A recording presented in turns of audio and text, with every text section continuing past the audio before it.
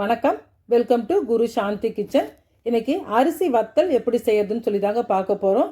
வெயில் இல்லாமல் வீட்டுக்குள்ளேயே வத்தல் செய்ய போகிறோம். சம்மர் வந்துட்டாலே நிறைய பேருக்கு வத்தல் போடணும்னு ஆசையாக இருக்கும். ஆனால் மொட்டை மாடி வசதி இருக்காது, வெயில் வசதி அந்த அளவுக்கு இருக்காது. அதனால் வத்தல் போடாமே விட்டுடுவாங்க. அந்த மாதிரி யோசிக்கிறவங்களுக்கு இந்த மாதிரி வீட்டுக்குள்ளேயே நல்லா ஆவியில் வேக வச்சு பக்குவமான முறையில் வத்தல் செய்யலாங்க. இப்போ எப்படி செய்யறதுன்னு சொல்லி வீடியோக்குள்ளே போய் பார்க்கலாம்.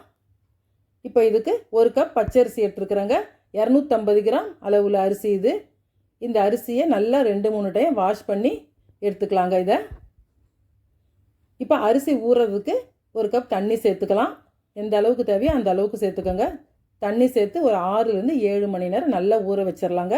இப்போ மணி 11 மணி ஆகுது. இப்போ இருந்து ஊற வச்சோம்னா நைட்டு புளிக்க வைக்கிறதுக்கு சரியாக இருக்கும். குறைஞ்சபட்சம் 5 மணி நேரமாச்சும் ஊறணுங்க. பாருங்கள், அரிசி நல்லா ஊறியாச்சு, வடிகட்டி எடுத்து வச்சுருக்கிறேன். அரிசி எடுத்த கப்லேயே அரை கப் தண்ணி சேர்த்து ஒரு மிக்சி ஜாரில் நல்லா நைஸாக அரைச்சி எடுத்துக்கோங்க. நிறைய செய்யும்போது நம்ம கிரைண்டரில் போடலாம், கொஞ்சமாக செய்யும்போது மிக்சி ஜார்லேயே அரைச்சிடலாங்க. நல்லா வெண்ணெய் மாதிரி நைஸாக இருக்கணும். மிக்சி ஜாரில் அரைக்கும்போது லேசாக குருணை இருக்க தான் செய்யுங்க இது. அதனால் இந்த மாவை நல்லா வடிகட்டி எடுத்துக்கலாம். நம்ம வடிகட்டி செய்யும்போது உங்களுக்கு குருணையெல்லாம் போயிட்டு வத்தல் நல்லா ஷேப்பாக அழகாக கிடைக்கும். குருணை இருந்துச்சுன்னா உங்களுக்கு காஞ்ச பிறகு அது விரிசல் விட ஆரம்பிச்சிடும். அதனால் இந்த மாதிரி வடிகட்டி செய்தோம்னா சரியாக இருக்கும் நமக்கு.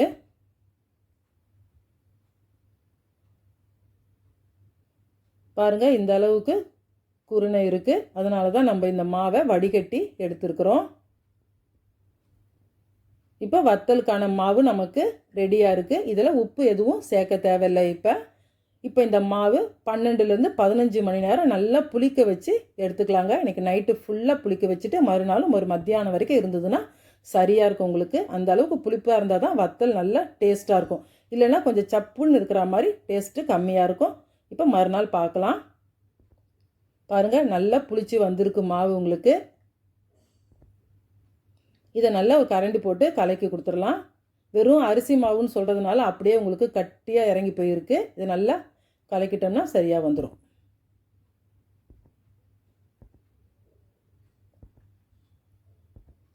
அவ்வளோதாங்க, நல்லா கலக்கியாச்சு. இதில் மாவுக்கு தேவையான அளவுக்கு அரை ஸ்பூன் உப்பு சேர்த்துக்கிறேன். அரை ஸ்பூன் பெருங்காய பொடியும் நல்லா தண்ணியில் கலந்து சேர்த்துடலாங்க. இதில் காரம் எதுவும் சேர்க்க போகிறதில்ல. இன்னொரு அரை கப் தண்ணி எடுத்து அதுலேருந்து 1/4 கப் மட்டும் இப்போ சேர்த்துக்கலாம். இதை கலக்கி பார்த்துட்டு சரியாக இருந்ததுன்னா விட்டுருவோம், பத்தலைன்னா இன்னும் கொஞ்சம் சேர்த்துக்கலாங்க. பாருங்கள், இதுவே சரியாக இருக்குது. இந்த மாதிரி கரண்டியில் எடுத்து ஊற்றும்போது கடைசியாக ஒரு லேயர் மாவு கரண்டிலே அப்படியே நிற்கிது பாருங்கள். அந்த மாதிரி இருந்தால் தான் சரியான அளவு. தண்ணி அதிகமாக இருந்தால் மொத்தமாகவும் அப்படியே வழிஞ்சு வந்துடும். போதும், இந்த தண்ணியே இதுக்கு கரெக்டாக இருக்குது. இப்போ இது கூட அரை ஸ்பூன் சீரகம் சேர்த்துக்கலாம். ஓமம் வேணும்னாலும் நீங்கள் சேர்த்துக்கோங்க. நம்ம காரம் எதுவும் சேர்க்காமல் உப்பு சீரகம் மட்டும் போட்டு தான் இப்போ இந்த வத்தல் செய்ய போகிறோம். இப்போ நான் ஒரு இட்லி பானையில் கொஞ்சம் தண்ணி எடுத்து வச்சுருக்கேன். தண்ணி நல்லா கொதித்த பிறகு அதில் ஸ்டீமர் பிளேட் போட்டுக்கலாங்க. இப்போ நம்ம தட்டில் தாங்க இந்த வத்தலை ஊற்றி வைக்க போகிறோம். இதில் ஆயில் எதுவும் நம்ம அப்ளை பண்ணலை, வெறும் ட்ரையாக இருக்கிற பிளேட்டில் தான் ஊற்றுறோம்.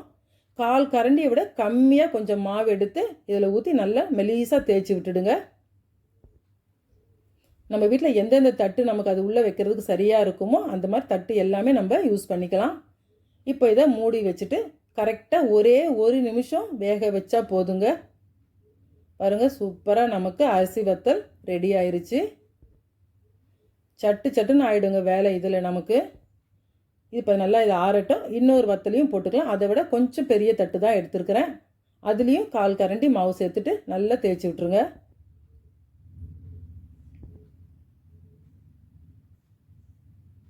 அவ்வளோதான், நல்லா தேய்ச்சாச்சு. இப்போ இந்த தட்டையும் உள்ளே வச்சிடலாம். நீங்கள் நினைக்கலாம் ஒவ்வொரு பிளேட்டாக வச்சு எடுக்கிறதுக்கு எவ்வளோ நேரம் ஆகுன்னு சொல்லி. அப்படியெல்லாம் கிடையாதுங்க. இது வேகிற டைம் ரொம்ப கம்மி, ஒரே 1 நிமிஷம்தான். நமக்கு எடுக்கிறதுக்கு வைக்கிறதுக்குமே சரியாக இருக்கும். ஒரு 1 மணி நேரத்தில் 45லேருந்து 50 வத்தல் போட்டுடலாங்க தாராளமாக. அதனால் ரொம்ப கஷ்டமெல்லாம் கிடையாது, நல்லா ஈஸியாகவே போட்டுடலாம். பாருங்கள், இந்த வத்தலும் கரெக்டாக ஒரே நிமிஷத்தில் நமக்கு ரெடி ஆயிடுச்சு. இதுவும் நல்லா ஆறி வரட்டும். இப்போ மீதி இருக்க மாவில் நம்ம காரம் சேர்த்துக்க போகிறோம். உங்களுக்கு பச்சை மிளகாய் வேணும்னாலும் அரைச்சி போட்டுக்கோங்க. நான் இன்றைக்கி சிகப்பு மிளகாவை தான் நல்லா பொடி பண்ணி சேர்த்துருக்குறேன். பச்சை மிளகாய் சேர்த்தோம்னா வத்தல் நல்ல வெள்ளையாகவே இருக்கும். சிகப்பு மிளகாய் சேர்க்கும்போது கொஞ்சம் அங்கங்கே கலர் மாதிரி தான் இருக்கும், ஆனால் டேஸ்ட்டும் நல்லா தாங்க இருக்கும். இப்போ பாருங்கள், அதை விட கொஞ்சம் சின்ன பிளேட்டில் 2 வத்தலாக போட்டுக்கலாம். 2ன்னு கிடையாது, பிளேட்டுக்கு தகுந்த மாதிரி 3 கூட வச்சுக்கலாங்க இதில். இப்போ இன்னொரு பிளேட்டையும் ஊற்றி இது கூடவே வச்சிடலாம். நம்ம 2-3 வத்தல் ஒன்றா ஊற்றி வச்சாலும் அதே 1 நிமிஷம் தாங்க உங்களுக்கு. டக்குன்னு ஒரே நிமிஷத்தில் வெந்து வந்துடும். பாருங்கள், சூப்பராக வத்தல் வெந்துடுச்சு. இன்னும் கூட 2 பிளேட் அந்த சைட்லேயும் இந்த சைட்லேயும் வச்சுருக்கலாம். அவ்வளோதான். இந்த வத்தலையும் எடுத்து நல்லா ஆற வச்சிடலாங்க. இப்போ எல்லா வத்தலையும் போட்டுட்டு நம்ம எப்படி இதை வத்தலை எடுத்து ஆற வைக்கிறதுன்னு சொல்லி பார்க்கலாம்.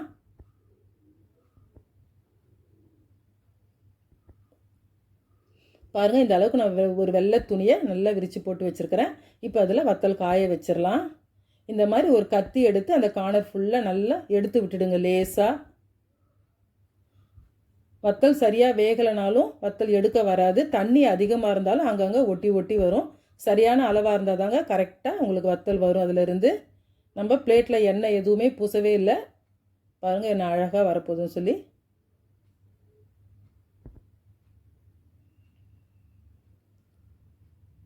பாருங்கள், சூப்பராக வத்தல் அழகாக வருது. கொஞ்சம் கூட கிழியாமல் நல்லா ரவுண்ட் ஷேப்பாக எவ்வளோ மெலிசாக ஊற்றிருக்கோம் பாருங்கள், அழகாக வருது பாருங்கள். அவ்வளோதான், நமக்கு வத்தல் ரெடி ஆயிடுச்சு.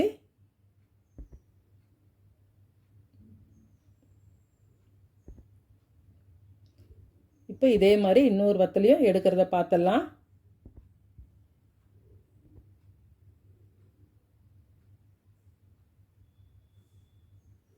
இந்த மாதிரி மடக்கி விட்டுட்டோம்னா எடுக்கிறதுக்கு கொஞ்சம் ஈஸியாக இருக்கும். பாருங்கள், எவ்வளவு டிரான்ஸ்பரண்ட்டாக அழகாக இருக்குது பாருங்கள் பார்க்குறதுக்கு. அதுவும் நல்ல பெரிய பெரிய வத்தலாக இருக்குது.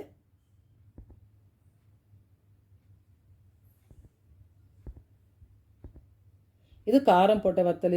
இதையும் எடுத்துடலாம்.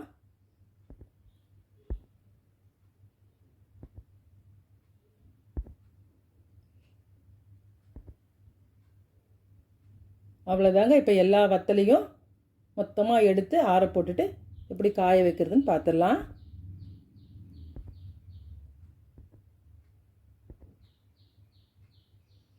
பாருங்கள், இப்போ நான் மொத்த வத்தலையும் எடுத்து நல்லா துணியை பெருசாக விரித்து போட்டு அதில் தனித்தனியாக காய வச்சுருக்கிறேன். ஒன்று மேலே ஒன்று ஒட்டாமல் நைட் ஃபுல்லாக ஃபேன் காற்றுலேயே இருக்கட்டும்.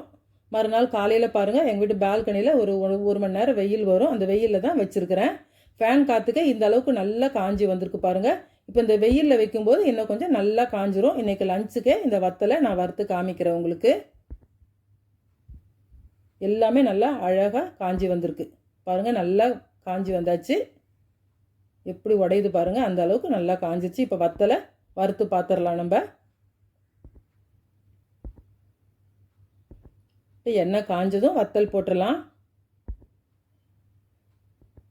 பாருங்கள், அழகாக எவ்வளோ பெருசாக உப்பி வருது. நம்ம எந்த அளவுக்கு போட்டோமோ அந்த அளவுக்கு நல்லா புஷ்ஷுன்னு வருது பாருங்கள் வத்தல். அருமையான அரிசி வத்தல் நமக்கு ரெடி.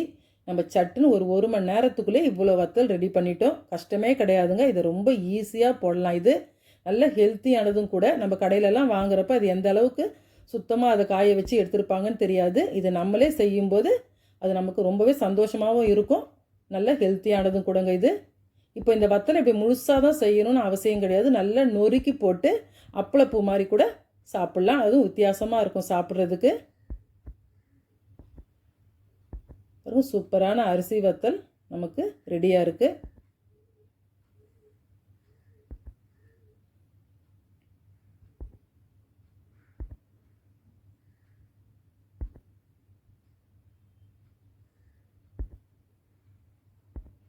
அவ்வளோதாங்க. பாருங்கள், வத்தல் நல்லா சூப்பராக வந்திருக்கு. எப்படி நொறுங்கி வருது பாருங்கள். நம்ம கையில் சுத்தமாக எண்ணெயே இல்லை பாருங்கள் என் கையில்.